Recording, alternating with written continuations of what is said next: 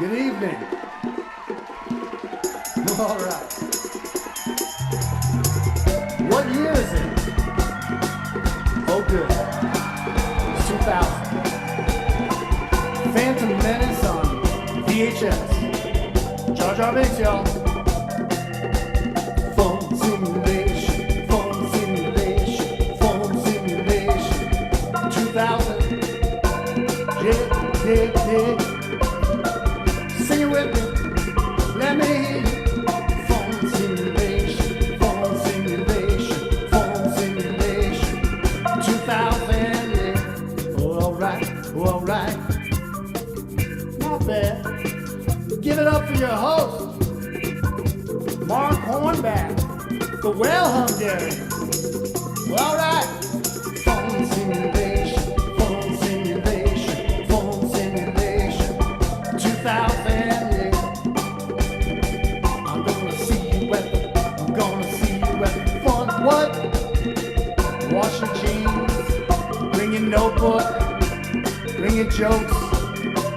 We got a microphone at the phone simulation, phone simulation, phone simulation. 2000. Thank you so much. You're too kind. Is this thing off?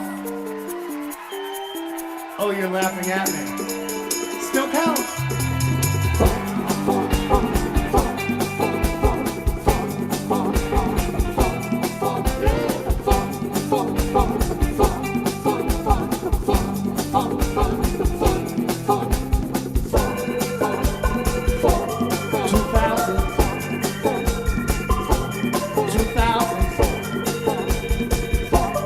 2000, yeah.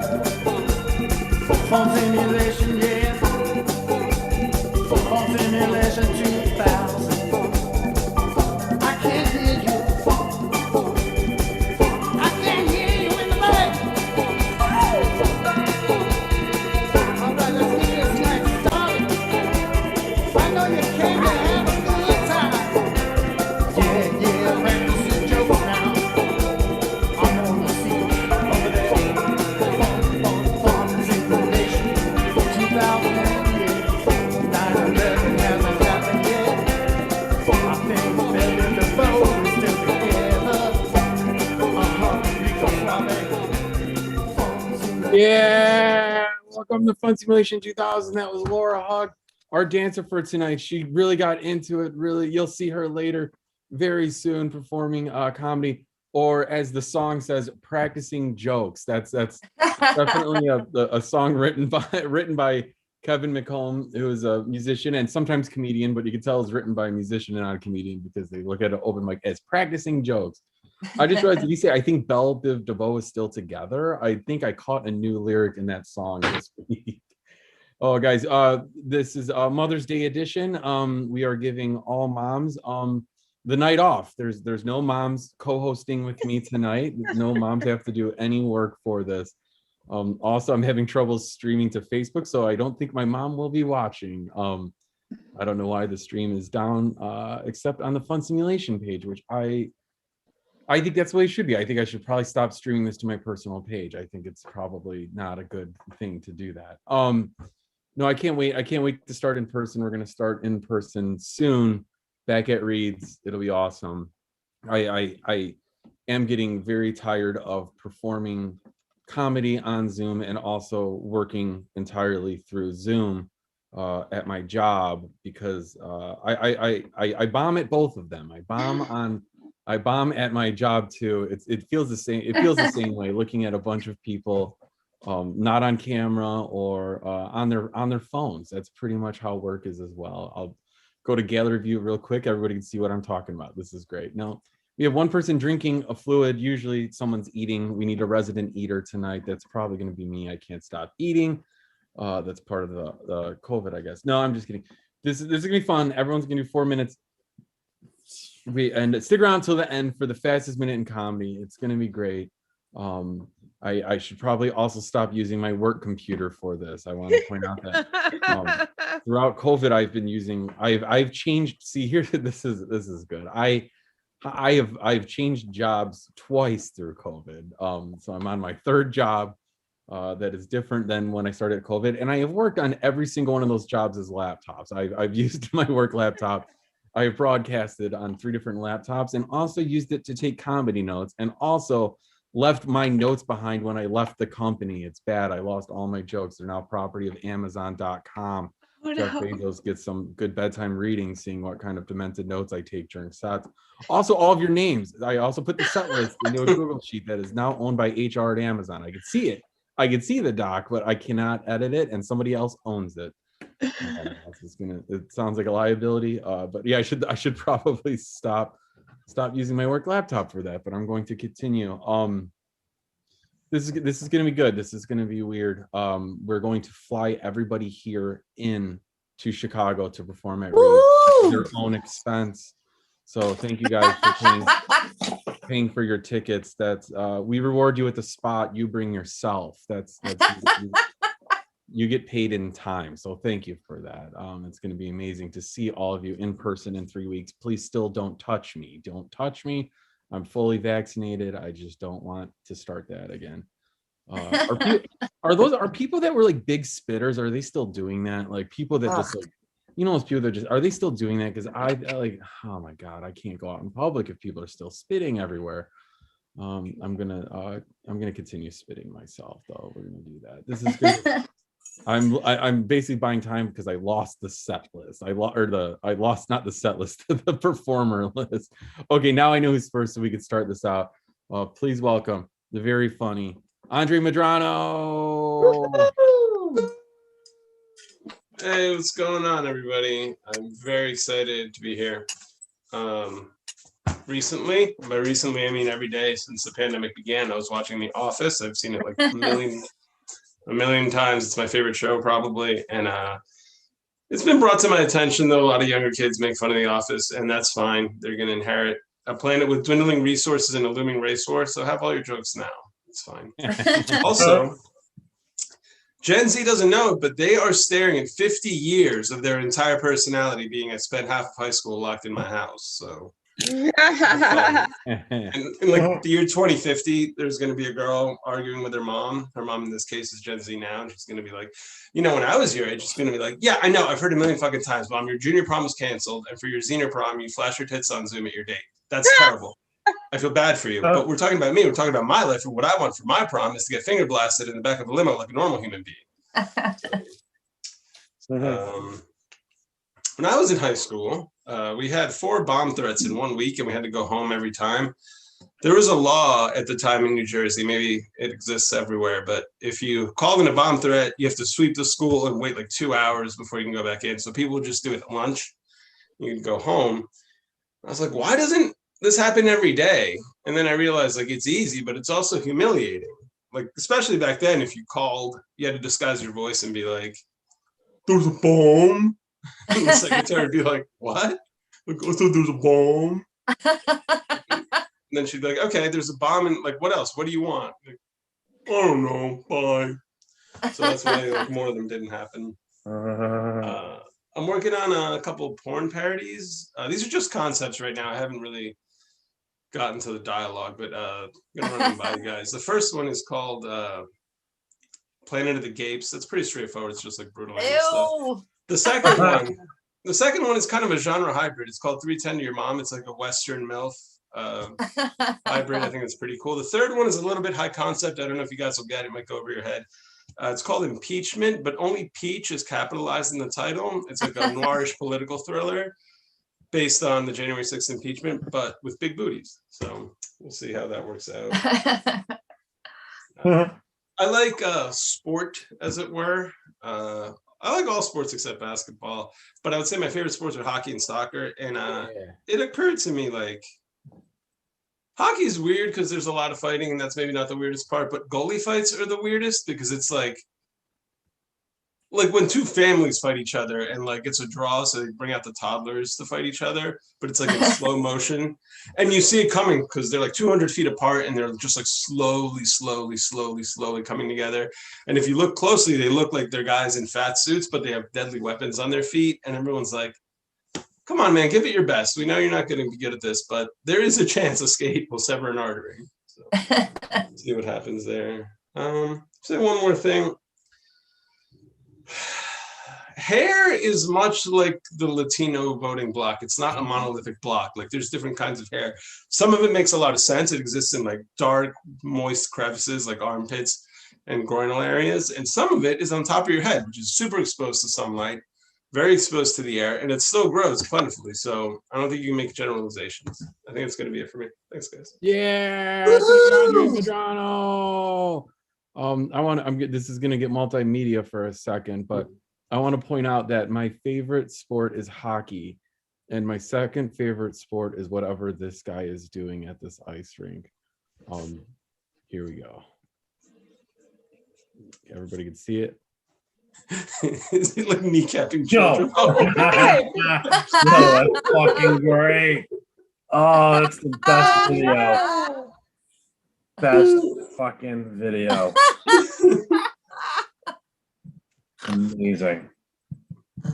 So Mark, whatever I feel like that's sport that something is, that you would do. I want to go pro in that sport. I think I could be really good at it. I would dedicate my life. I would quit comedy. I would quit my job if somebody would just pay me to do that. Sorry. Okay, I'm going to stop sharing YouTube videos in between comics or continue to. I don't care. It's something that I won't be able to do in person, so I'm going to get it out now. All my prop bits that require Zoom backgrounds and videos. Okay, our next meeting coming up. Please welcome Hayley Saunders. Yeah. This is my first time at this mic, so I really appreciate being here. Welcome. Yeah. Hell yeah. Yeah, like Mark said, my name is Hayley Saunders. I'm actually not from Chicago. I'm from Maryland. I live right outside of DC. I was in Chicago last week, and on my first day while visiting, I had an experience on the Red Line. So I'm going into the Loop, and there's this car with a lot of space, and I'm standing, and this guy comes up really close to me, like much closer than is necessary for the amount of space in this car. And I look over, and he's tugging at something in his shorts, and he's pretty clearly jerking himself off under his jeans, like while staring directly at me from like a foot away. And I start to get worried. I start to kind of like freak out. I'm like looking around the car to see if anyone else notices. But then I start to notice there are, like 6 other girls in this car, and they like have their tits out and they're skinny. And I'm in this like big like hoodie thing. And I'm like, oh my God, he chose me to jerk off to on the train. Like, holy shit, we're all these skinny bitches. And, I gained weight recently, and I was like, wow, this is kind of a big moment for me. When was the last time a guy jerked off in the subway to me? But yeah, so that was great. And then on my trip, I stayed at this hotel that had this motion activated light in the bathroom, and it was this really cheap hotel. So, the light would turn off like after 2 seconds of stillness, because they clearly needed to save every penny possible. And so after my third shit in the dark on that trip, I'm sitting there just truly in pain. And I thought a phrase to myself that I'd never thought of before. I thought, I wish I fucking had Parkinson's disease, because that light would be like on all the time. Like there would just be like lights flickering on and off. I would not have to shit in the dark like I had to for $70 a night. It was terrible. But so I used to go to AA meetings, and emphasis on the used to, but I was just really bad at being sober. Like I kept doing drugs, and that's, if anyone here has been to AA, that's frowned upon. So I found myself in these situations where, I was like, before I went to AA, I was doing drugs alone, or I was doing drugs with really depressing, grimy people. And for anyone who's been there, that's not fun. That's not a fun situation to be in. And like, you don't want to be in a crack house on a Tuesday night. And so I met all these really cool people in AA, and I was like, I owe it to myself to do drugs with these cool people in these, upper middle class homes. Like I have never had that experience before, and I completely deserve it. So yeah, I mean, the moral of the story is I was a really bad Alcoholics Anonymous attender, but that is pretty much my time, I think. But thank you guys so much. Yeah. Yeah. Hey, was the subway jerker wearing a mask? That's all I'm concerned with it. It was very more at the crotch than the face. I can't remember. Well, then my identity is still safe for now. Good. The red line jerker. That's what they call me. Oh my God. I hate public transit. I'm sorry. I'm not going back. I'm not using public transit after COVID. I'm just not going to do it. I'm not. That's no. Okay. Anyways, our next comedian is not on his camera. Oh, He's shit. in a very Oh, fuck. dark room. Okay, now I see his face. Oh Okay. man, I'm so sorry, dude. It's my cousin himself, Ralph Anthony. Hey, yeah. What's going on, everybody? Hell fucking yeah. Here we are.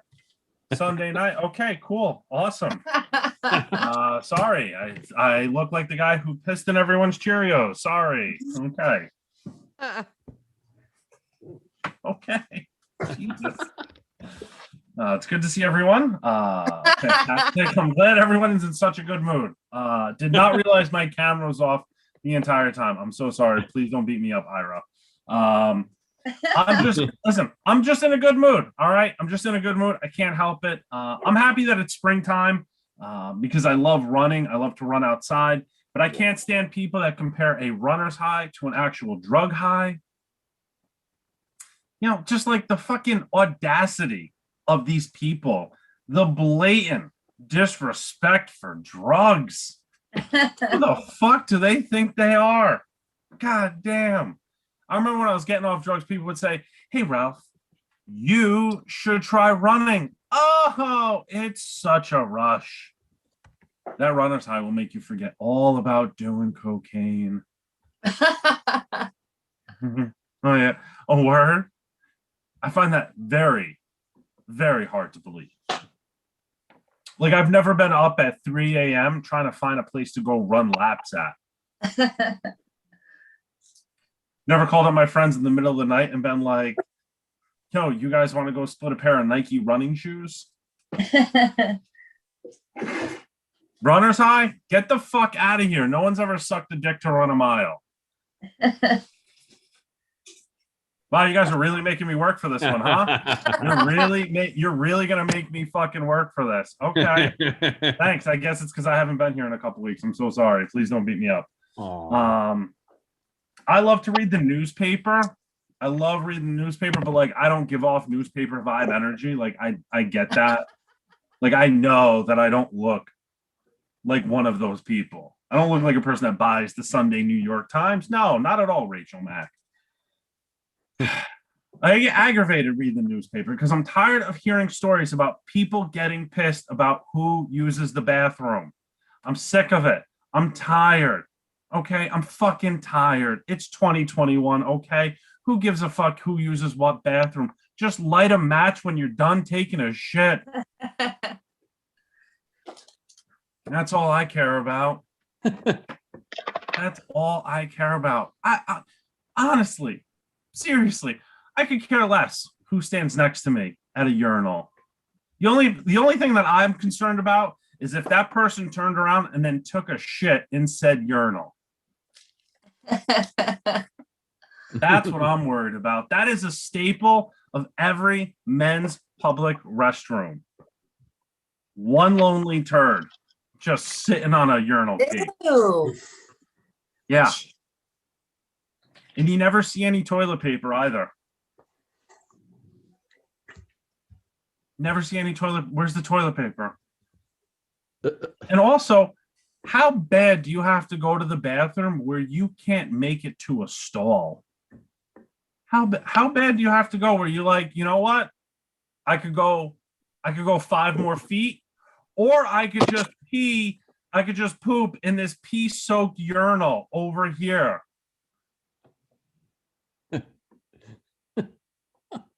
And they're never at the waist. They're always a little bit higher. So you would have to like get on your tippy toes to poop. Like, I don't know if you've ever pooped on your tippy toes. I've sat on a couple handicap toilet bowls. That's hard enough. And I'm already sitting. I can't imagine balancing and pooping at the same time. I'm glad that you guys are so amused by this. I fucking love every single one of you, especially knowing that's cracked a smile the entire time. I love all of you. Thank you so much. Dear Diary. Yeah, Ralph Anthony having a good time. That was good. I think I worked at a place. This was in pre-COVID time, so it was in an office, and somebody would always shit in the toilet in the men's bathroom, like on the front of the rim, like they sat on the toilet like the Fonz, like they were just like, Mr. Cool Guy straddling. I call it like crotch rocket style, like you're hugging the, Awesome. leaning over the tank, and it was so bad because I would be in the bathroom, and the maintenance guy would come in, and he would just kick open the doors, waiting to see which one it was today. And then you always go like bingo door number 3, because you'd always go, oh fuck. And we were like, man, that sucks. But then we eventually drew how to use a toilet and put that in the bathroom. We hand drew, this is how you face, like you face outward. You do it like reverse cowgirl. That's how you go to the bathroom. And then it fixed itself. And then one day there was a tapeworm in the bathroom. There was a worm in the toilet. Okay, I'm going to stop talking about my time at Global View Software. It is Global View Software. It's a place nobody should ever have to work. Okay, our next comedian coming up is really good at being sober, Laura Hogg. Oh, hey, I didn't realize it was. Yeah, that's right. That's right. I'm the narc, man. The L7, the square. That's me handing out Bible tracts down at Navy Pier. Anyway, happy Mother's Day for those of you who are celebrating. I have a mother. Sadly, she is still with us, but I called her today. I know I have the kind of parents, some of you might have those parents that your relationship would have been better if you'd have been born 30 with your own job. I remember when I went to see a therapist and she was like, tell me about your parents. I'm like, I wouldn't say I had parents, more like roommates, one of whom gave birth to me. We're, just not suited to the task. They weren't abusive. They didn't hit me. They were, what I guess scientists would call neglectful. I don't know why I said that, but,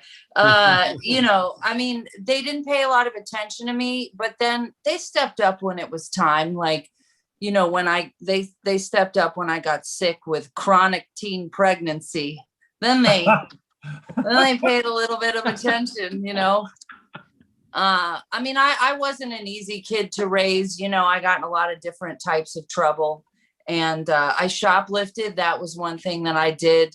And my mom was the one who busted me shoplifting. And she was so disappointed in me. And she told me that every time she asked to borrow one of the outfits that I stole. She does have some principles until she touches the hem of a cute garment, and then she cannot resist. We were in a Kmart in Newport, Kentucky, and my mom and I, just so I could get some gloves. And I don't know what happened to Margaret, but she was making eye contact with me, and I saw her hand just reach out and touch this polyester tunic. And the next thing you know, we're both in the dressing room for 2 hours. I'm really into fashion too. Like my mom, I probably would have gone into fashion design had I not gone into nothing. My parents got divorced, when I was really young. So I went to live with my mom. There were 4 of us in the house, me, my mom, and her nipples. She didn't, it's not like now there's much more openness about the body, but in the 70s, it just, wasn't like that. So I felt like I lived my whole life in the freezer section. It was just, a lot of emotional, heavy lifting for a kid, or in my mom's case, medium lifting, but, she's a good person. I talked to her today. I got her coffee for Mother's Day, but there you go, in case you were wondering. And my dad is All right, that's all I have. Thanks. Wow. Yeah. Thank you. That was the reverse, the fake reverse. That was Yeah. starting a bit and then bailing right when I'm ready not to pass the ball. No, that was there was a thread going around on one of the comedy Facebook groups about worst introductions that you've been given on comedy shows, and the whole time I was waiting for Laura Hug to tag me on it because I notoriously given her terrible introductions. Super spreader is my favorite. Yeah, I basically got the CDC to look into her more than they needed. Wow. Not a good thing. But I was in Facebook jail for describing the price of a fanny pack. I just said fanny packs are $5, and then they said that you can't comment that you're trying to sell sex. You are trying to sell sex, and I went, can you look into that again? I don't really think that's what that I was doing there. And then they said, okay, yeah, you're right. Our bad. And then they said, but you're suspended for 24 hours for trying to sell sex anyways. And that was when I had the second COVID shot and had fever dreams. And it was probably a good thing I was not allowed to make Facebook posts during that 24 hours. That would have been, I would have been in like real jail. I would have been calling in bomb threats at Andre's old high school. That's what would have happened. All right. Our next comedian coming up. Trevor Gertensen, very excited for him. Yeah. All right. I was listening to Ice Cube recently, and he's got this song called Get Off My Dick and Tell Your Bitch to Come Here, which I believe that's called a power move. They call it. That's a weird, it seems like kind of like a weird song title because what more do you have to say? I think you've summed up your thesis pretty much there. You don't need Flavor Flav's assistance, but been traveling to, I was recently in St. Louis. I'm driving in there, I saw this billboard that had a picture of a woman on it with a black eye. And it said, wrong place, wrong time, women's safe house. So this is supposed to be a billboard advertising a women's shelter. And I feel like St. Louis missed the message on that one. Because they're basically saying, hey, welcome to St. Louis. Sometimes you got to smack a bitch, which is not a good message. But I came up with my billboard, which I think is significantly better. I think that they should have the billboard there, should have a man sleeping on it, a knife to his throat, and the phrase, he's got to sleep sometime. Yeah. Of course, we ended up staying in a bunch of hotels, and we were in one recently. And my girlfriend told me, she woke me up, and she's like, hey, I think this hotel room is haunted. To which I said, your premise intrigues me. Go on. And I guess the bathroom light kept flickering on and off and whatnot. But here's the thing, like, if you believe in ghosts, all hotels have to be haunted, right? Because, like, they're basically a place for death. Like, that is one of their main purposes, that and to sleep on to your next journey. Because here's the thing, the whole thing with ghosts is that they have unfinished business, right?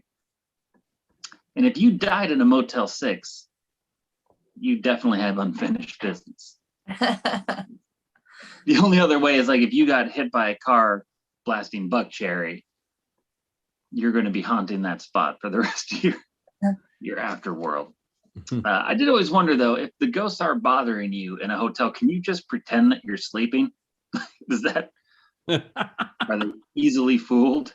I was in Wisconsin last weekend, which is always fun. Always feel very loved in parts of Wisconsin. And we're eating at this restaurant out by Devil's Lake State Park, which was a disappointing title because I did not see the devil at any point. But we're at this restaurant ready to eat, and the menu on it said the lovely thing. It said, if you must have vegetables, please add $1. Yeah, because vegetables are a huge inconvenience. I don't know why the food pyramid is heresy. But there was no lack of gravy on everything in the menu. So apparently, you know, a couple of carrots is outlandish, but whatever gravy comes from. Anyway, all right, that's my time. Thanks, guys. Yeah, you, Trevor Gertensen. Trevor, was vegetables in quotes? Like, if you must have vegetables, so-called vegetables. No. Oh, they even like, I was like, so you guys got corned beef hash? They're like, it comes from a can. I Nice. think if I would have ordered veggies, I would have paid $1 to have a picture of a vegetable handed to me. There it is. There you go. Man. That is Trevor, do you see that woman with a black eye and think, I forgot to put my makeup on this week? All right. You know, every time I see a woman with a black eye, I'm like, oh, my makeup. He's missing his makeup this week. Yeah, he's not very wearing tough. his makeup. He looks very alive this week. He looks very, very undead. Thank you. Less vampiric. That is great. No, the hotels are a very liminal space. I think you're on to something with that. Our next comedian coming up gave me a super good roast on my birthday that made me reevaluate a lot of my life choices. Please welcome Penny Mansbach. Oh, thank you. Remember at the beginning of COVID when we had like all those like inspirational quotes to like see us through like our 30 days of lockdown, just like April distance brings May existence after what, like a whole year? I don't know. I remember everyone was like, stay strong. We got this. I got kicked out of a Facebook group because I was like, no, we don't got this. This is the whole point of this lockdown, you idiots. And then they kicked me out, whatever. I didn't get COVID yet, so I win. Let's see. I'm getting older though. I'm getting like a lot more wrinkles and stuff. And I look good. Why does aging look good on me? I don't know. I feel like I'm just like a swan and I just get more and more beautiful. And one day I'm just going to drop dead for my beauty. That's going to happen. Yeah, but in high school, my mascot was the Cougars and I've been saving all my sweatshirts and stuff because I feel like I'm with these wrinkles, I'm finally ready to wear it. I feel like I've come into, you know, the Cougar country pride of Cranford, New Jersey. All right. Just a bunch of old ladies trying to groom my little boys. No. I should honestly give my my sweatshirt to Queen Elizabeth. I feel like she could use it. I feel like she's gonna be a cougar on the prowl. I'm shipping her and Bill Gates. That's gonna happen. I feel like it's a good match. Right now, 3 of my coworkers are pregnant, and everybody's saying congratulations, yay, congratulations. I got new birth control this year. No one told me congratulations. Whatever, that's fine. Well, yeah, what about all the times I have sex and I don't get pregnant? Where's my cake? It doesn't happen that much. But after I got my new IUD, I texted every boy in my phone. I was like, new IUD, who dis? Yeah. I mean, they didn't say anything because I mean, I had the celibacy virus before this pandemic happened, but that's just because I'm unpleasant. Oh, except the boy I'm madly in love with. He just shipped me a present. I don't know what it is. He just sent me the package, like the UPS tracking number. He only put Patty, and I realized he doesn't know my last name. Like, we have been talking for like 3 years, and he doesn't know my last name. It's gonna be a pipe bomb. Am I gonna die? I'm definitely gonna die. He's gonna send, oh man, 3 years of a Unabomber. I don't know. Did anybody get a pet in quarantine and lockdown? Anybody adopt anything? No? Good. You know you have to take care of it after this. You're just going to abandon your dog. What the hell is wrong with you? You know, a dog lives like 10 years. You think we're going to be in this situation for 10 years? Yeah, maybe. I don't know. We'll see. But I want to adopt a bunny. I'm going to do it because I want to name it Gilbert Hotfried. Yeah, so cute. I know, it's really cute. Rest in peace, Gilbert Gottfried. He's not dead, but his career is. So it's like basically the same thing. I've been trying to, you guys are the ones that didn't keep up with your quarantine hobbies. I kept up with them. So I'm like better than you, okay?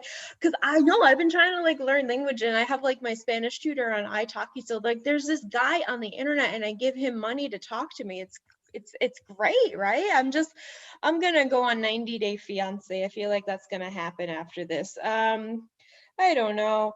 Oh, I was during COVID. I gotten really into like exercising and I was like doing my push-ups and I got so good at my push-ups, right? And I have like these like little baby biceps. I'm like hella swole. And I went to go get my vaccine. I got finally vaccinated, right? And I was like flexing. And the nurse, she said nothing. She didn't comment on my biceps at all. Excuse me, we're part of this well-defined muscle. Do you want to inject the vaccine? I don't. Oh, you could take my guns from my cold, dead hands, and that's going to be hard because my guns are attached to my hands. Yeah, stupid nurse. All right, I don't have time for anything else. Thank you, guys. Yeah, thank you, Penny. Yeah. Fuck. Oh man, yeah, I was getting my shot this last week, and the guy was he kept saying stop flexing, and I'm like I'm nervous. I tighten up when I'm nervous, and then I like dramatically, he's like just relax. So I just went like and like dropped down and like made my arm like dead fish, and then he gave me the shot, and then now I'm cured of everything that ailed me before and after. I'm invincible. You can't stop me. Come and try it. Don't actually come to the mic and shoot me on stage. That is my biggest fear. It happens to too many people. On that note, our next meeting is Bontrager. Yay. Oh, here. I'll do the things that I wrote down. Don't you? Everyone else here does that, right? You write a set list, and you're like, I'm holding the mic. I don't want to actually do any of this. I look like I sell real estate and maps inside Jumanji, but I'm just trying to dress like I spiritually embody turquoise jewelry. That's my thing. Let's see here. Computer, you're so broken. Anyways, fucking computer. Who needs 7 computers? You spray paint on a computer to make it more homely, and now it just stares at you. So I've been looking up the people that I admire from my past, and I realized last week that Jonathan Taylor Thomas hasn't been seen out in public since August 4th, 2014, and I need to know that he's alive, doing well, taking the shot. I want to know if he got Pfizer, Moderna, or fancy presidential drug. I want to know if he's doing all right. I know he's looking all right because he's aged like a fine wine. I'll save the Borat for Klomfer. Where's Klomfer at? He's alive, right? Chicago specifics. I'll never stop punching tomatoes until someone figures out whether it's fruit or vegetable. I'm not having any of this half-see stuff. So I was sitting on the toilet the other day, and I was thinking, we have bidets, but they steam your ass, they do all the other stuff, they take pictures of it. I think they need to add vibration to bidets. I think they should include anal sonication. I think we're missing that from our toilet lives.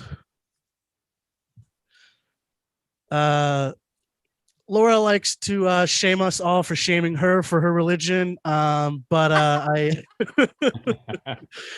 and I feel like if you're an atheist out there, you're like, well, I miss being able to say God damn it, and it actually meaning something, So if you want a good atheist swear, I suggest taking just like maybe some band names or something. Go for a nice like Gordon Lightfoot, that's got a lot of zing to it. If you go like a nice Judas Priest, I actually got a detention for that in high school.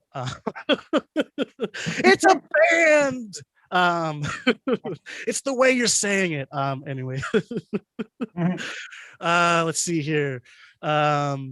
I'll end on the I think the guy who or maybe just all toy people are perverts, especially the guy who made Twist It, Pull It, Bop It. He's like, I got this new toy, you twist it, pull it, you pop it, you actually spit in its mouth, you whip it, whip. Jim, we liked most of that. Can you take out the gross pervert stuff and kind of abstract from it and make it not you twisting your nipple? Uh-huh. I guess. Thanks to Ben Bontrager. Yeah, Von Traeger. Yeah. A friend of the in-person mic. We'll be seeing him soon enough, along with our next comedian, local performer. Please welcome Katie Zane.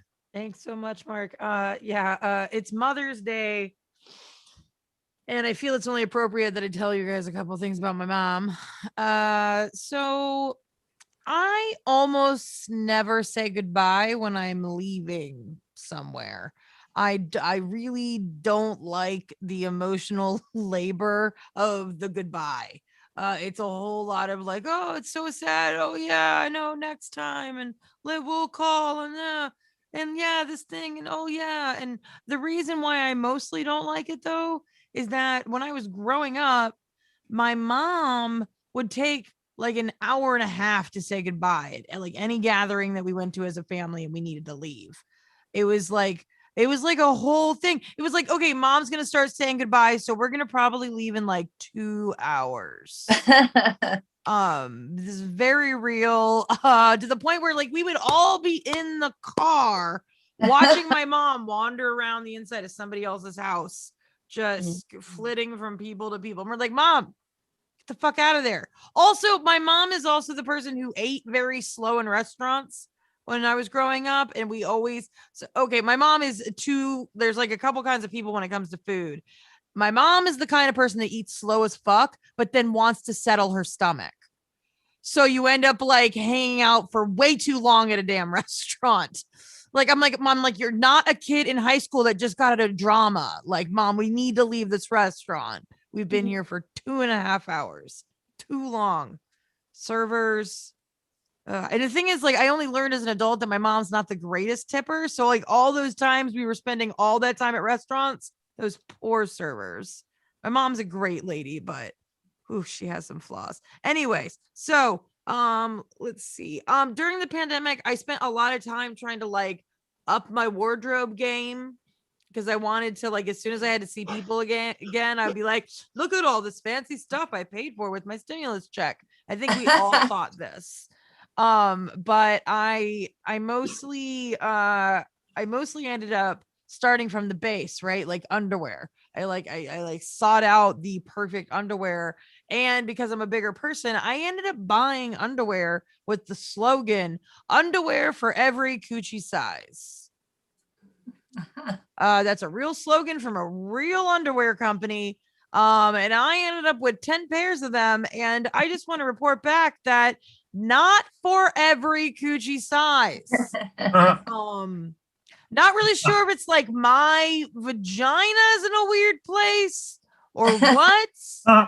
But there's this piece of inside the underwear called the gusset that is supposed to be right against the labia, and it is against my asshole. So I'm not sure if it's like me or the underwear, and I can do nothing about it. Like I said, I've got 10 pairs, and you can't return underwear. And nor can you like kindly gift it to another person. Like you can't really do that either. Like you're just like, well, I guess these are mine, and I'm just gonna deal with the leg holes that are also too big in addition to these other problems with this underwear. Did not sign up. I think I've got like 30 seconds, so I'm gonna end on this last quick thing, which is I just started taking birth control recently. And I'm really pissed that no one suggested it sooner, because it has given me superpowers. I am the most functional I have been in weeks. And I looked it up, and it turns out there's a huge correlation between birth control and people who are seriously mentally ill and it making them feel better. And I'm beyond angry at the mental health care industry. I've been Katie Zane. Thank you so much. Yeah, thank you, Katie Zane. Woo! I like it. That's what the COVID vaccine did for me too. It fixed everything. I'm telling you, I just needed to run a fever for a day, and now I'm all better. Our next comedian coming up, I think it might be your first time here. I'm not sure, but please welcome Rachel Mack. Yeah. And yes, it is my first time. Yeah. Also, this is my first Mother's Day as a mother. Yeah. Oh, Thank congratulations. Yeah, I had a baby during the quarantine. And now it's hard because it's like, who do I love more? You know, my husband or my baby? On the one hand, neither of them do that many chores, but on the other hand, my baby does ask for sex way less than my husband, so I think I'm gonna go with him. Do we have any other mothers? I saw Gregory's child, I assume. Ah. Yeah. So we have a parent. Anyone else a parent? Ira. Yeah, having a baby is so hard. Like, but before I became a mom, everyone was like, yeah, it's hard, but it's so worth it. But I'm like, now I don't know. And people are coming out of the woodwork that are like, oh yeah, you want to die, me too. And it's like, why couldn't you tell me that when my husband was raw dogging me? You know, like I had a friend that she literally wrote me this. She said, I used to have terrible nights where I would imagine throwing my son from our loft, watching him die, and being relieved. It's like, could you have told me that 18 months ago when I was inviting him into my body? I really would have preferred that insight then. I haven't slept more than 3 hours in a row in 9 months. I really am depressed. I have been thinking about suicide. I told that to my husband, and he was like, well, do you have a suicide plan? And I was like, no. And he was like, well, then it's not really a big deal because it's only worrisome if you have a plan. And I'm like, how would I have had the time to develop a plan?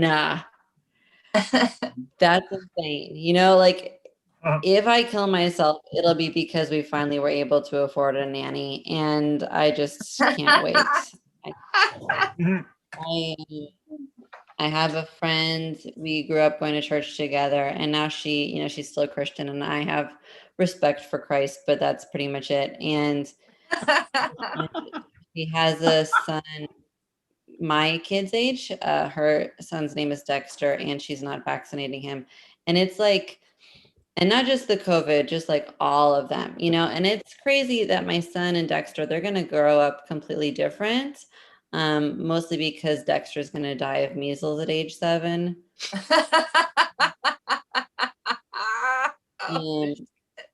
I want my kid to be older, when kids are little, they don't have a personality. They just like things, like moms will post like Ethan is 6 months old. He loves burping bananas and being thrown in the air. And it's like, who doesn't? We all love those things. I would much rather read a mom post that's like, Graham is 12. He likes Jordan's dabbing. He cheats on every quiz he takes. And last year he got suspended for calling a girl a pig-faced cunt. Like that's fun. That is what I'm looking forward to. We didn't know what to name my kid his last name because I didn't take my husband's last name. I thought my son should just have my last name because I did all the work. My husband just came once, but we decided to like a strong hyphenated last name. So his name is Jason Ocasio-Cortez. And that is my time. Thank you guys. Yeah. Thank you, Rachel, Matt. Good stuff. I guess you could take Katie's advice and try birth control. I don't know what else could possibly help. One way or another, it could help with one thing. I don't know. I'm gonna stop. That was really good. Thanks for coming, and please come back. Yeah, really that was good. awesome. Our next meeting coming up. Please welcome Ira Summer.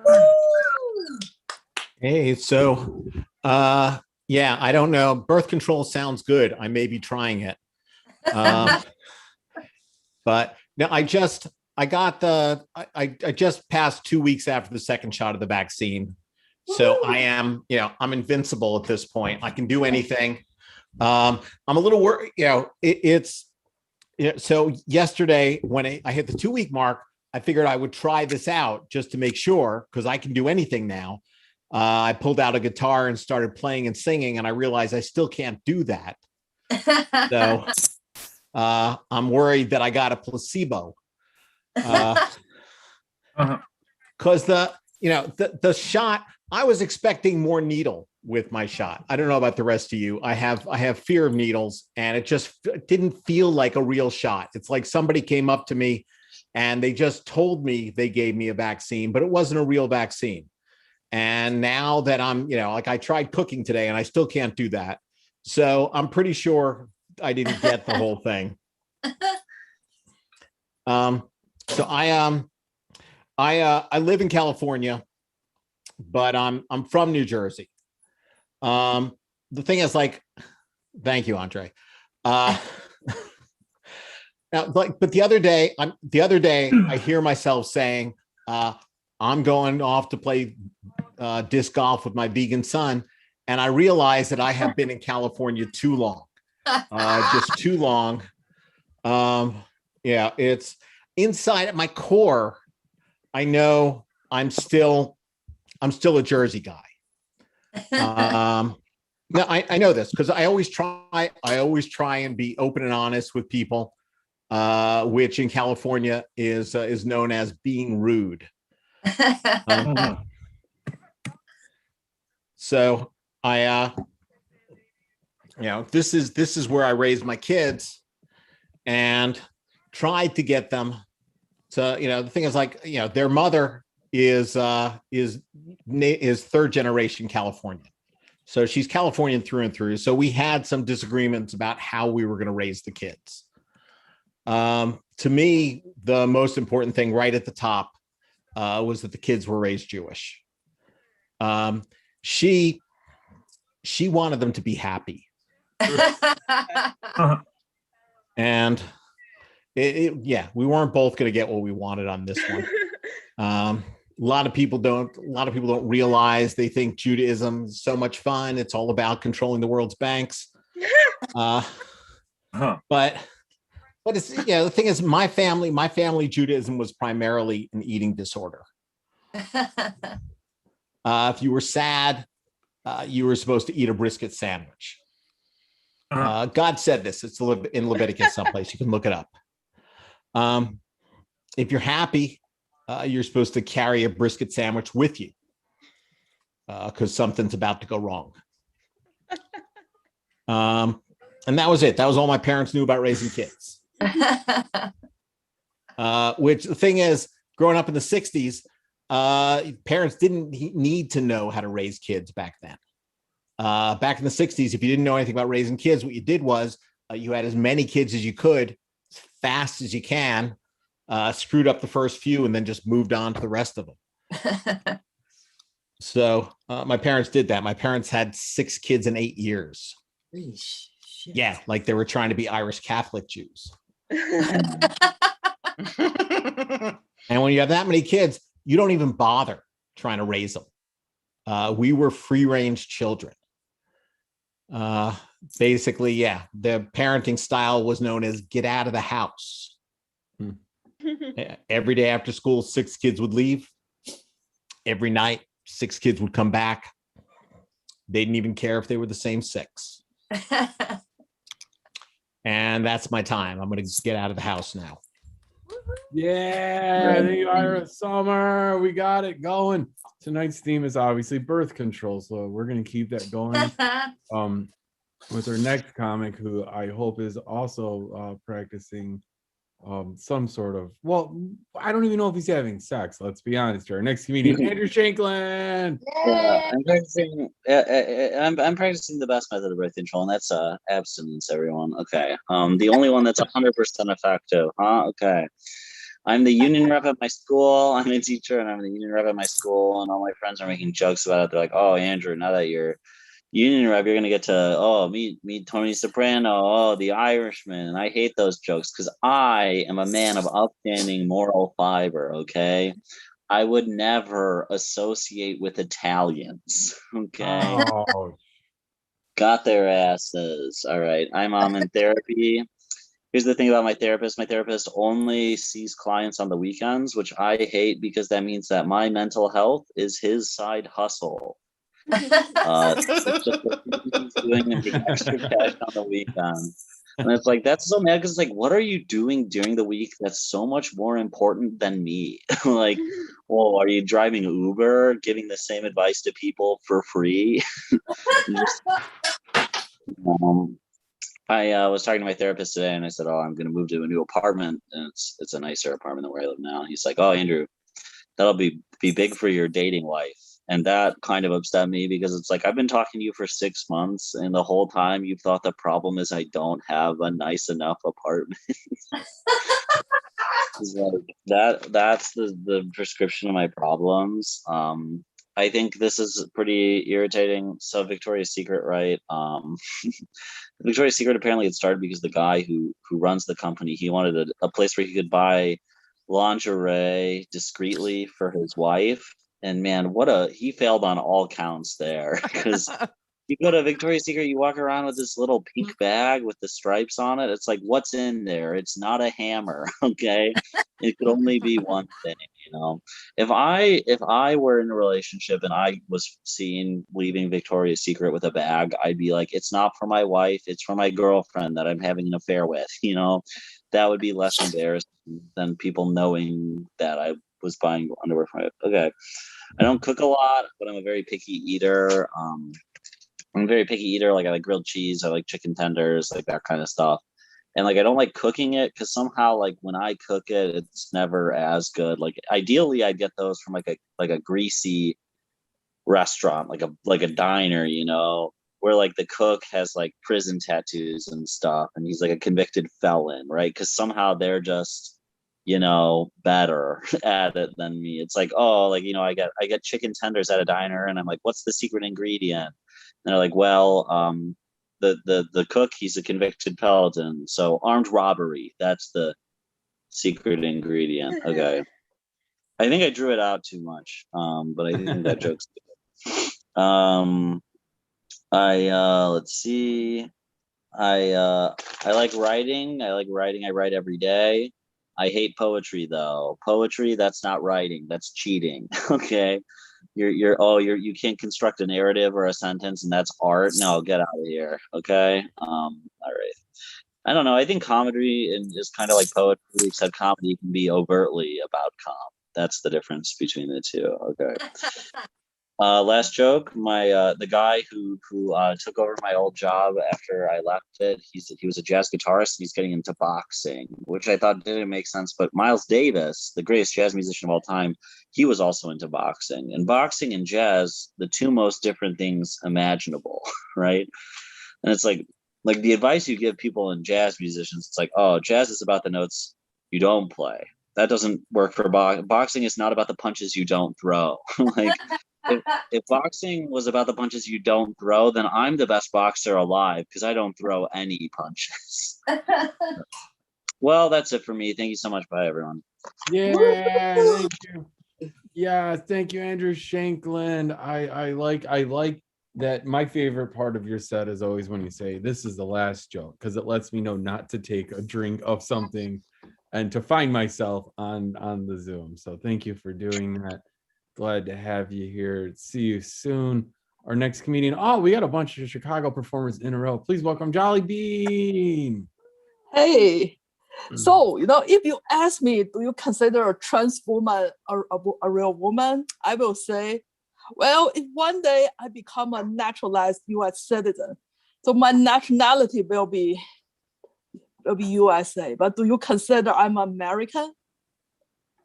Honestly speaking, yeah, you can identify yourself as whoever you are, just like everybody else can judge whatever you are.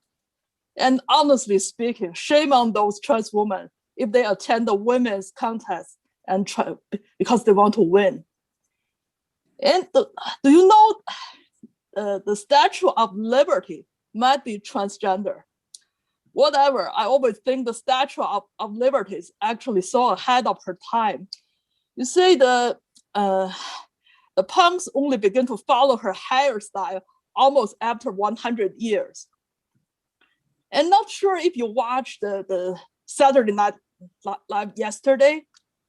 Well, whether you like Elon Musk or not, I believe if somebody say you are the Elon Musk of comedy, you will feel flattered, because that actually means you are you represent creativity and also you're the future.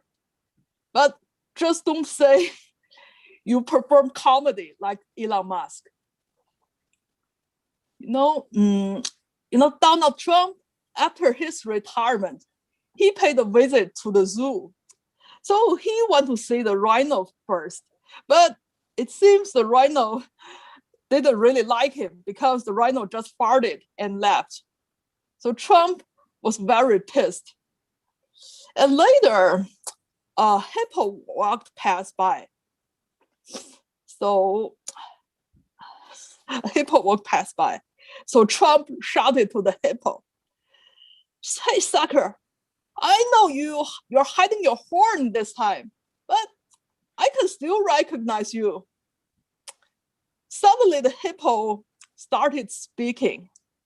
"Hey, you really like Donald Trump, but obviously you're not him." So Trump said, "Well, I am the real Donald Trump. You know how lucky you are to meet me today." So the hippo said, "You know what?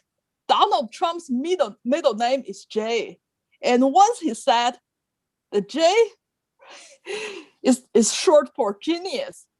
But obviously you're something totally different, but so you're not him." So, there's a vegan version of almost everything. But is there a vegan communion cracker? Okay. So, yeah. So, I went to the dentist this week, but the dental clinic this weekend, but their new dentist really scared me. I know that guy 10 years ago, and at least at that time he's a welder. He's a welder. Yeah, I understand both the welder and the dentist, they both use saws, they both use drills, they both wear a mask when working, but I don't want him to weld my teeth. Yeah, I think that's my time. Yeah, thank you, Jolly Bean. We all learned a lot there. That was really good. Our next meeting coming up, Catherine Yoon. Hello. Okay. So yeah, I'm gonna go back to the birth control idea.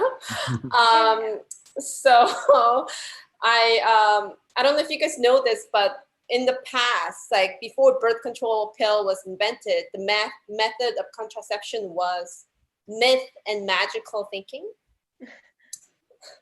So myth and magical thinking. That's like currently, like I'm like me going to a club and I see a guy I like and like going back to his place and I draw like a pentagram with like lemons and candles and like crocodile teeth and like I'm like, okay, like magical thinking ready, let's bang, no babies tonight.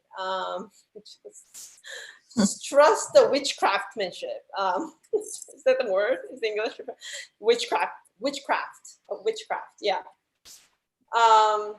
And women used to drink like a Lysol to kill sperms because they didn't have birth control pills. And I was just like, if it kills sperms, like shouldn't men be drinking this? Because they are the one with the sperms. I don't know. I don't know. It's a long time ago. I guess they just, the science is just, they're not supporting the science at all. I'm just, quarantine has been really a dull, like everyday days have been kind of a dull experience. And I'm all about thrill and danger in my life right now. So I got an idea is that this is a way to find some danger in life, that you should start a fight with your building manager. Because your building manager lives in your building and he has a key to your unit. So if you like push him to the limit, he will barge into your unit with knife. It's very thrilling. Every day I can't sleep at all. So and like the other day I was like, I walked out of my house and I see a man like in the corner of my house with like binoculars on, with like, and like he's making a call whenever he sees me. And stalkers are really scary, actually. Like they're really scary. But if it's the stalker you hired, it's very exciting. So I just recently found out that my grandma's autopsy results are in. So they said like she passed away from concussion. And I was like, that makes sense, you know, because she used to headbutt a lot with her children, like a goat style. That was like the act of endearment, basically.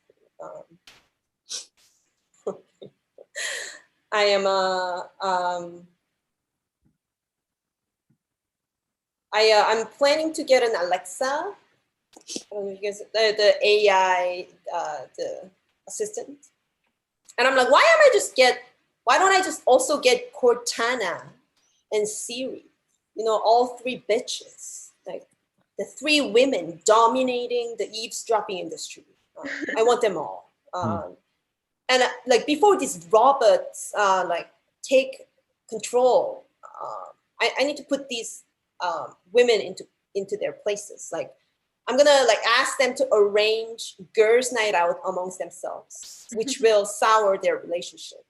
And then they will be like really like passive aggressive to each other. Like, thanks for asking. And I'm sorry, I didn't get that. That's my time. Thank you so much. Yeah, thank you, Catherine. It was I'm glad I was able to get you the Zoom link and you ended up making it. So thank you for coming tonight and good stuff. We got 2 more comedies in the Fast Minute Comedy. I probably should have been reminding people about the Fast Minute Comedy because people have been dropping off of this call, not knowing that they could go right back up and do a 1-minute set in about 8 minutes. Our next comedian coming up has been having a great Mother's Day by doing a Zoom mic and instead of maybe giving his wife a break from the 3 kids. That's all I'm gonna say. I'm just kidding. Please welcome Gregory Matthews. Go, yeah. Mark, I was with the kids all day. She had a very nice Mother's Day. Yeah. Sure. I'm a true hero. Hero. Yeah. Guys, but stuff is a weak argument. But stuff is a strong argument. Here, I'll show you. If someone says, hey, you want to go to this thing? And it's like, I don't want to go. And they say, but stuff, I'm not convinced. But if they say, do you want to go to this thing? And I go, I don't want to go. And they say, but stuff, I'm in. Open with best joke. Check. So I grew up in the 80s, and this is a real fucking weird time. And there was a period of time when I was a kid that adults thought they could only get their message through to kids if it was delivered through a rap song. Parents would just not talk to their kids at all. They had to pass on these messages that were delivered by D-level rappers. It was like these people off the streets rapping to kids. Playing outside is kind of neat, so play it safe when you cross the street. But that's not real, but like it totally could have been real. And they were wrong, by the way. They never reached me. If they wanted to reach me, I needed it in ska form. Look, I need a walking bass and an offbeat rhythm for me to listen to your drug PSA. You know, give me real big fish and I won't do drugs. But so what else were the adults doing in the 80s? They were freaking out about kids playing Dungeons and Dragons. If you grew up during this time, you may remember this. They thought Dungeons and Dragons was a stepping stone to Satanism. Now, remember, this is the 80s. One of the best college football teams of the decade had Jerry Sandusky as a coach. Michael Jackson was the #1 artist in the 1980s, and Bill Cosby had the #1 TV show of the decade. But the adults were worried about me pretending to be a bard with a freakishly high dexterity and low charisma going on a quest with 2 paladins, a warrior, and a cleric. That's what they were worried about. D&D and Satan are bad, but God and Jesus are totally rad. I have to admit something to you. I lied about that. We didn't actually have 2 paladins in our group. I only said that to impress you. But I didn't have that many friends. There were no two paladins. Speaking of God, I know Mark loves my Catholic school material. I went to Catholic high school, and Praise the Lord. praise the Lord. High school, as everyone knows, is a time of firsts. It's your first time trying a cigarette, your first kiss, your first time watching an abortion video during class. and I say first because it wasn't the only time we watched an abortion video in school. But the first time is really the special one. Everyone remembers their first time. And for me, it was 1996. I was 14. It was my freshman year of high school. And we watched it on a VHS with a bunch of my friends during class just before lunch, which oddly also describes the first time I ever watched the musical Evita. We had a substitute teacher. Wasn't Madonna wonderful in that? If you're offered cocaine, just don't snort it. And if you get pregnant, please don't abort it.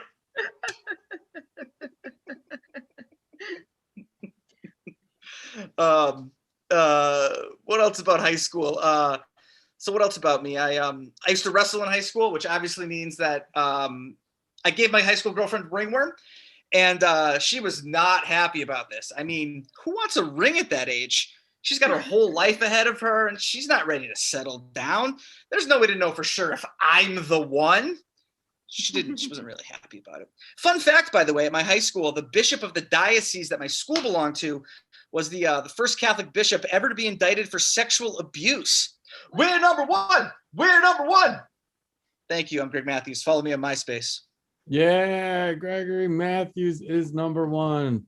Thank you, Gregory. Guys, we got one more comic. No, Gregory Matthews, what was your MC name? He had a hip hop career prior to comedy. Fat Greggy. Fat Greggy. He's Fat Greggy. You can check him out on SoundCloud. Our next comedian can also be found there. Adam Quaslow. I can't, but thank you for getting everybody's hopes up. I don't go to the Pride Parade anymore because I'm straight, and I feel like we're ruining it.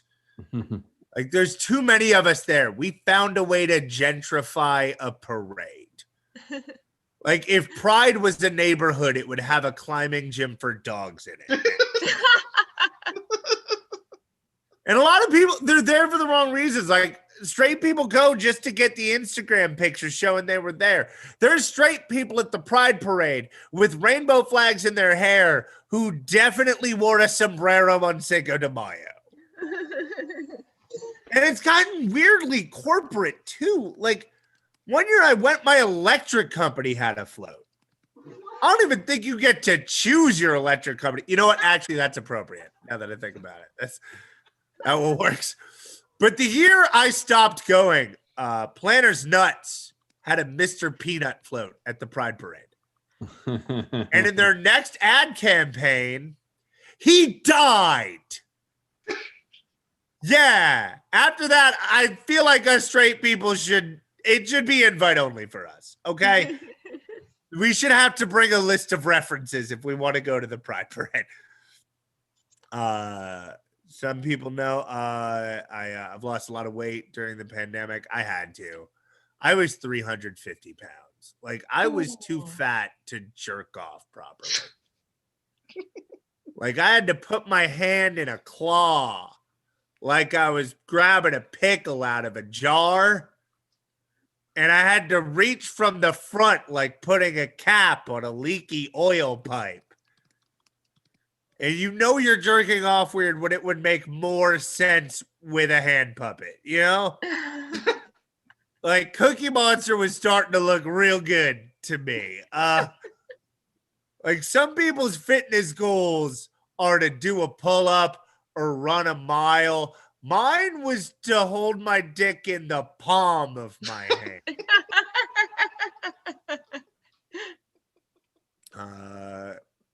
Greg, who's your favorite historical figure? Abraham Lincoln. Oh, fucking hack. Mine was a guy named Boston Corbett, who was a very religious man. One night he was walking home and he was propositioned by two prostitutes. And he did not appreciate that. So he ran home and castrated himself with a pair of scissors. because he could not think of the words "no thank you." Then he ate dinner. Then he went to a prayer meeting where I'm pretty sure everyone else was praying that this guy's crotch would stop bleeding. Anyway, 3 years later, he killed John Wilkes Booth. So, yeah, not all heroes wear capes. Some of them wear gauze around their genitals. Another favorite historical fact of mine, the gunfight at the OK Corral. Not a lot of people know this.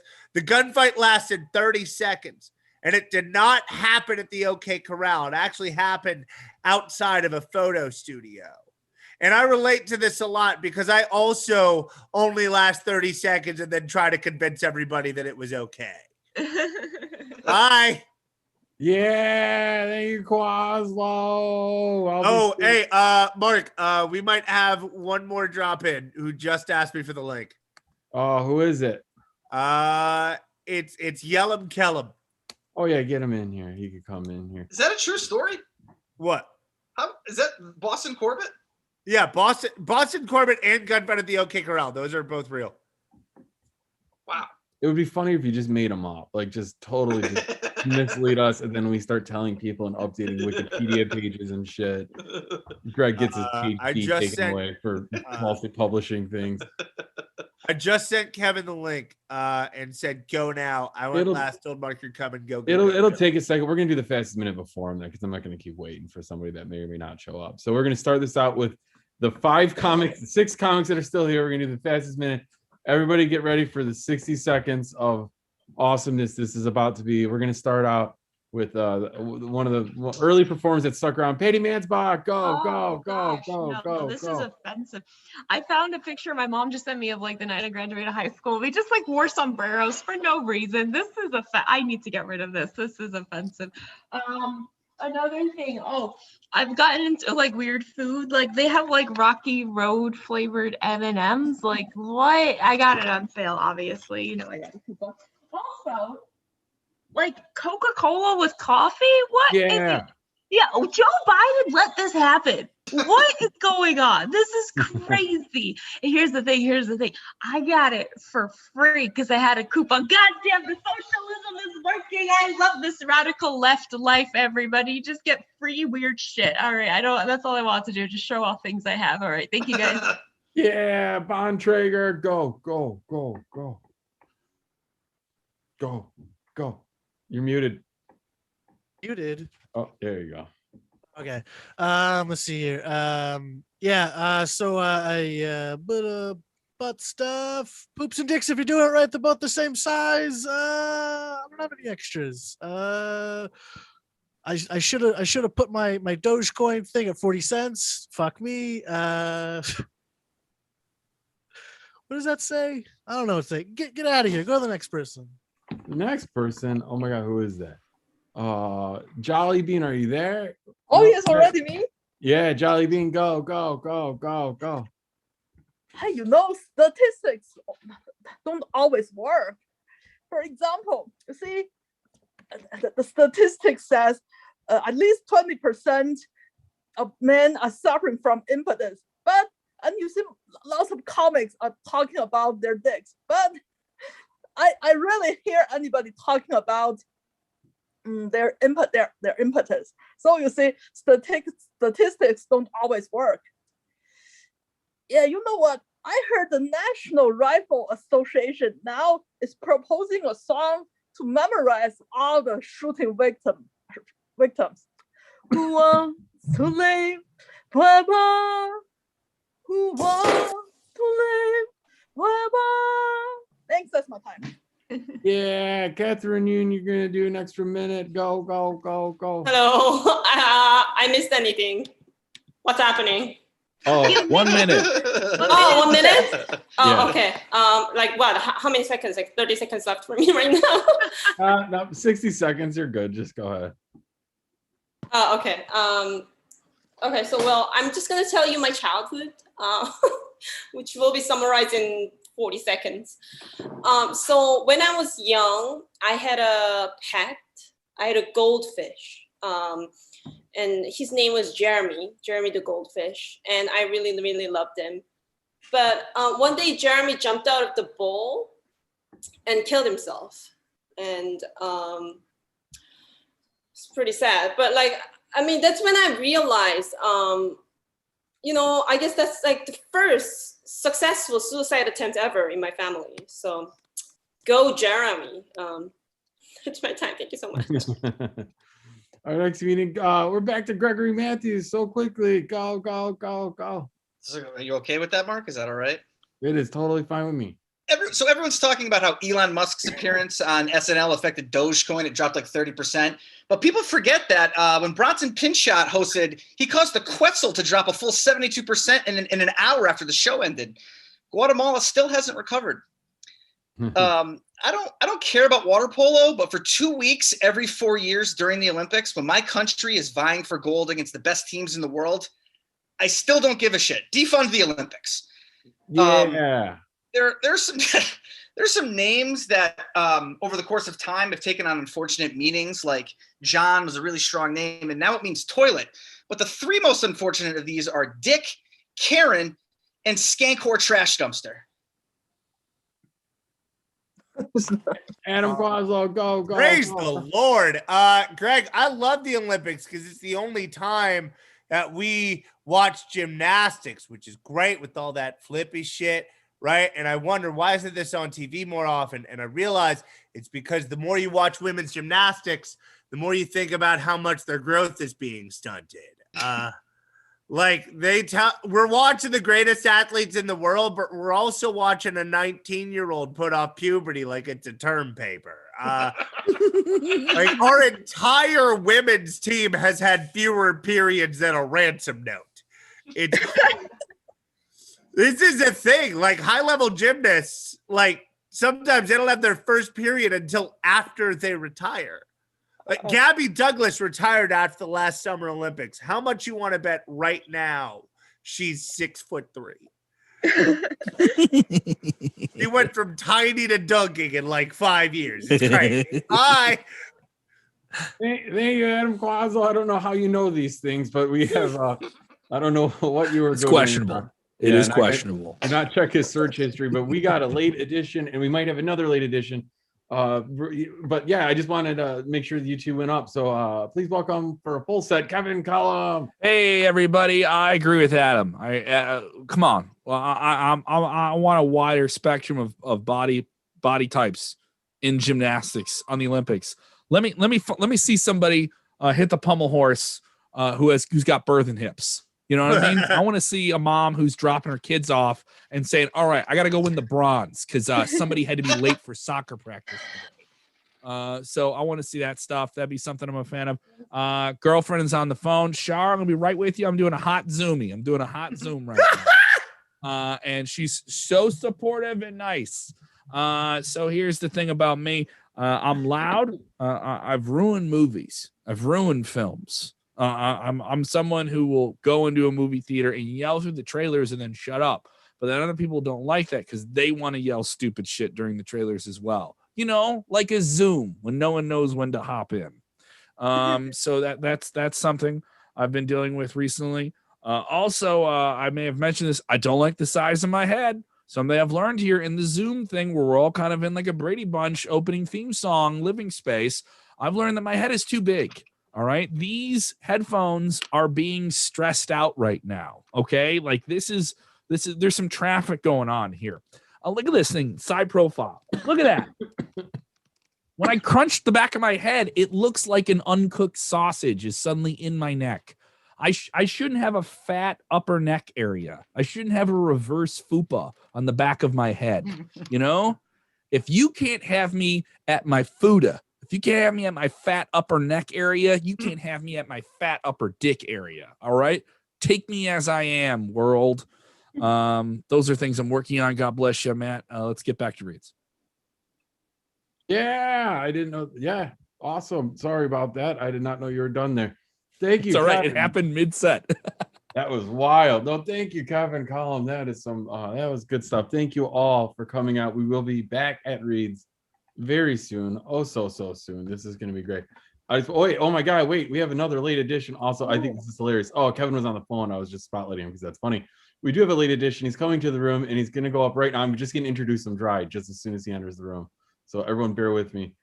Please welcome, once he starts his video, the guy who just entered the room that's about to go up. Please welcome Tristan A. Smith. Go. Yeah. Do a full set. Hey, You're on a full okay. set. This is the worst it ever could have been. Me making you guys stay later. I apologize. Also, I knocked one of my AirPods out, so I can't actually hear half of this. All right, anyway. Okay. Oh, so okay. You ever try to commit suicide and wake up? And you just gotta you're like late to work. And like you're there and everybody's like, hey, are you sure you want to be at work? Like, do you want to be here? I'm like, I don't even want to be. And like I don't know what the afterlife looks like, but I know it doesn't look like a meeting with management. Although I think that is a good way to talk about death, as a meeting with management. I think that's a good term for death. Like I feel like talking to God, like praying is like talking to God on Zoom, except like God's got his camera off. And you're like, are you even listening? Like, what's going on with you? And then committing suicide is like showing up at his front door. Be like, I know you're in there. Like, come on, like now you have to talk to me. I don't know. I didn't commit suicide, or sorry, of course I didn't commit suicide. I didn't attempt suicide recently, but I did attempt this joke for the first time. And fingers crossed it goes better every single time. Like, hopefully I get it right. I don't know. Yeah, I am very much out of it. Like, I just put down my groceries and I'm still looking for my extra earphone. I truly have no idea where it fell. Yeah, like I heard that laugh in my left ear. I had nothing in my right. This is painful. Actually, this isn't even a joke, but I started wearing a girdle, I guess is how you could call it. All right, so like a couple years ago, I almost died. I had like a hernia. It was really bad. I got like emergency surgery repaired on it. I got it fixed, and then I got another hernia to replace it because I was really lonely without it. And for this hernia, I'm not getting surgery right now. I'm just Kevin Kellum left. That sounds right. I'm not getting surgery on it yet. So like in the meantime, while I don't get surgery, I have to wear a medical girdle. It's called an abdominal brace, but it's really a girdle. Like it's just a thing that goes around my stomach, so my insides don't pop out. And it's a very weird thing because like I've also been losing weight like during the last year, and so I feel like I'll get compliments for losing weight, but now they're artificial. Like I am doing the work, but I also feel fraudulent now. Like that's a horrible feeling. And also, I found out the hard way. I can't sit in the girdle, so I have to so if I get lunch or if I take the bus, I have to loudly rip Velcro under my shirt.